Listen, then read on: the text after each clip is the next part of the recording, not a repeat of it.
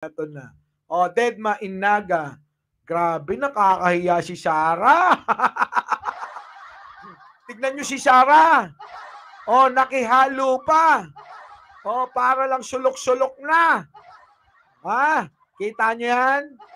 Oh, di ba? Nakakahiya sa na. Grabe. Akala ko ba pinagkakaguluhan? Eh bakit ganito? Bakit ganito? Oh, eh kita nyo mga kababayan. Di ba natandaan niyo yung nakaraan? Kasi alam nyo si Sarah, mga kababayan. Si Sarah, eto, obvious na ito eh. Eh nung araw binabanatan niya yan eh. Si Maring Lenny. Tapos ngayon, lumalapit ang gaga. Kita niyo kung paano bumanat yan. Oh. Behind her back and in front of her. A fake BP. Oh, a fake BP. Alam nyo, nakakahiyang suportahan si Sarah. Di ba? Kung nung araw, pumuputok ang mukha niya, minsan nagpagawa yan sa pisngi niya. Tapos, kakain ng confidential pan niya, ayun, lumobo uli ang mukha niya. Di ba? Oh. Eh, kita nyo, fake BP raw, Arnold Lopez, oh. Ay, hindi lang yan, mga kababayan. Marami pa itong kagagahan. Oh, eto, alam nyo ba na ang kanyang campaign manager ay yung tinatawag niyang tambaluslos? Alam nyo ba yon? Alam nyo ba na si tambaluslos ang tawag nila, ay yun din ang nagdala sa kanya sa Lakas CMD? Tapos, mga kababayan, nagpasalamat pa siya dyan na maraming salamat kay Martin Romualdez. Napakagaling talaga. Nagkaroon ako ng boto. 30 million, mahigit na boto. Dahil yan kay Martin Romualdez. Palakpakan. Alam niyo yon? Alam niyo yon? Hindi. Eto mga kababayan. Kaya eto katawa-tawa talaga eh.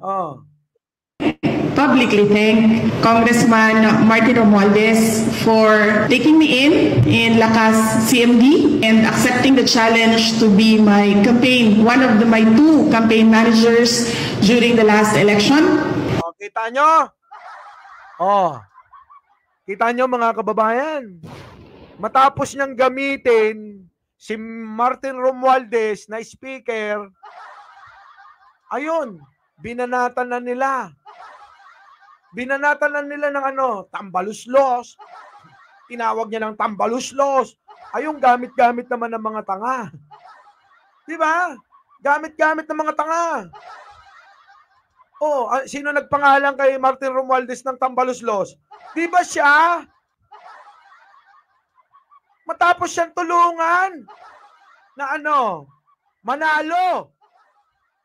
Isa si Martin Romualdez sa kanyang dalawa daw yun. Ewan ko yung isa. Baka yung isa. Si First Lady yung isa. Si Martin Romualdez yung isa. Kita nyo? Pasalamat ka tapos bigla mo tatawaging tambaluslos na? Ulitin natin. Sabi ko sa inyo, mag-ingat kayo. Diba? Eto lang mga kababayan. Diba yung mga DDS, ginamit din yan? Matapos na iharap, bumatikos yung mga DDS kay Lenny. Anong ginawa nito? Ayun, lumuluhod kay Lenny. Paano na yung mga nasabi ng mga DDS? Na kung ano-ano. At isa pa, yung tatay neto. Di ba yung tatay niyan dumurog kay Lenny? Di ba yung tatay niyang gumawa ng mga propaganda labang kay Lenny? Tama, mali? Yun yung gumawa ng propaganda. Tatay niya, yung mga alipores niya, di ba? Sila, yung nagtatago, na dating mataba, pumayat ng konti. Ano pangalan nun? Yung mataba, malaki mukha, pumayat ng konti. Sino to? Yung bakla. Sino yun? Nawala sa isip ko yun. Yung si Roque! Yan! Diba? Oh, kita nyo? Yung mga yan ang gumawa ng propaganda. Dinurog si Lenny. Tapos ngayon, lalapit-lapit ka? Diba? Diba, Diday? Matulis na forever, ano? Pero mo yun, oh. Oh, ano? Tapos, ano na nangyari? Wala na. Hirap talaga dito. Wala na. Oo. Sabi ko sa inyo, parang ito, kumakain na ng mga etchas ito eh. Di ba? Oo. Medyo yamo. Rem. Oo. Pogi, parehas ko. Oo. Bagong subscriber. Oo, dito. Yung mga pogi dito. Pag pangit, punta kayo kay Banat Bay. Oo. Dapat hiwalay. Ganon. Di ba? Dapat hiwalay. Pag pangit, Banat Bay. Pag pogi, dito yun. Mike Cervera yun. Ito na. Pakinggan ninyo yung kagagahan nito. Matapos na banat-banatan, matapos tulong-tulungan, etong si Sara ni Martin Romualdez na speaker, abay, grabe. Ito yung mga nakaraan. Sa mga hindi nakakaalam, To personally publicly thank Congressman Martin Romualdez for taking me in Lakas CMD and accepting the challenge to be my my two campaign managers during the last election. It was not without irritations and challenges, but you did very well. Pinuri pa ng gaga. You did very well daw, Pinuri pa. You did very well. Kita nyo? Tapos ano pa? Pagkatapos ng you did very well mong... You did very well. 32.2 million votes. You did it all. Kita nyo? Tinanaw niya na utang na loob kay Martin Romualdez. After ng mga ilang buwan, binabanatan na ng mga animal. Kawawa naman Si Martin Romualdez tahimik lang. Alam niyo na. Mga manggagamit talaga mga Duterte. Sila ang totoong mga manggagamit, mga kababayan. Ilang beses na nating binokya itong sino ba pangalan nito? Yung dating nambubugbog. Ngayon hindi na makabugbog, hindi, nambubugbog pa rin yan. 'Di ba? Itong may alkansya sa leeg. Di kaya pinapasok yung mga pera. May alkansya sa leeg eh. Si Pusit na manggagamit. Di tuloy.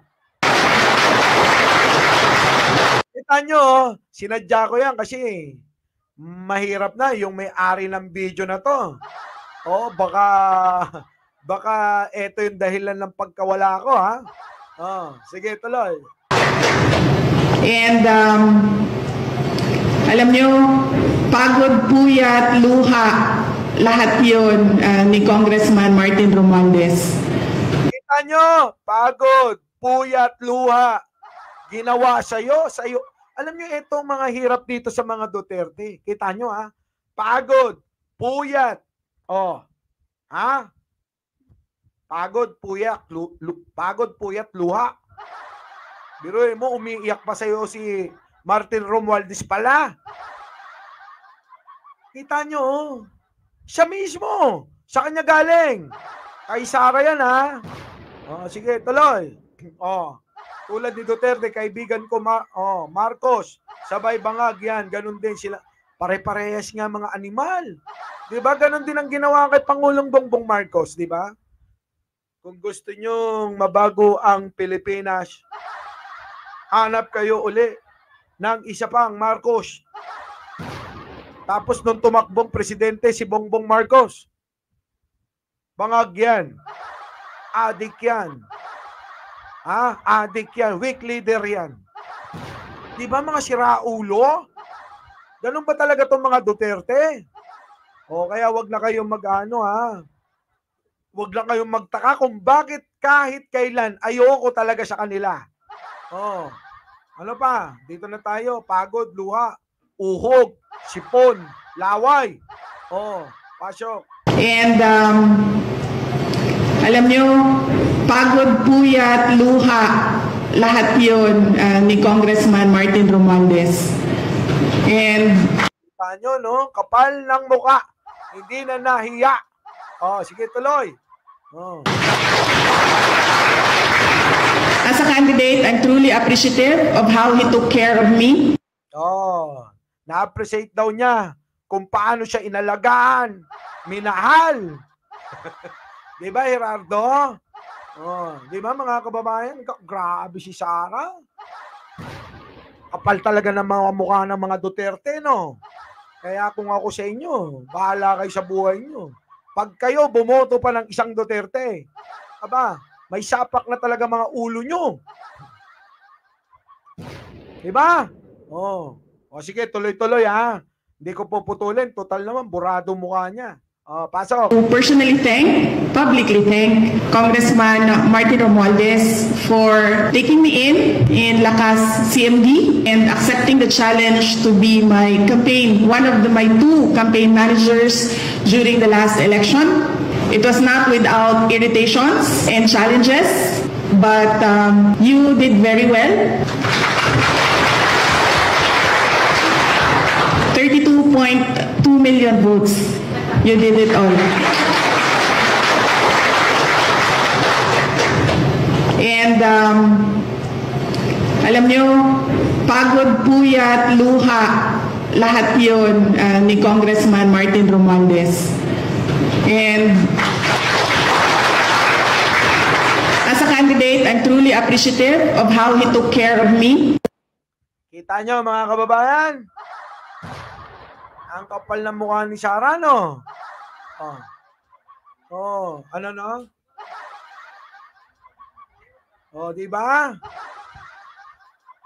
Pag nanalo daw si Sara, kailangan alagaan nyo siya. Our beloved Boss Mike Cervera.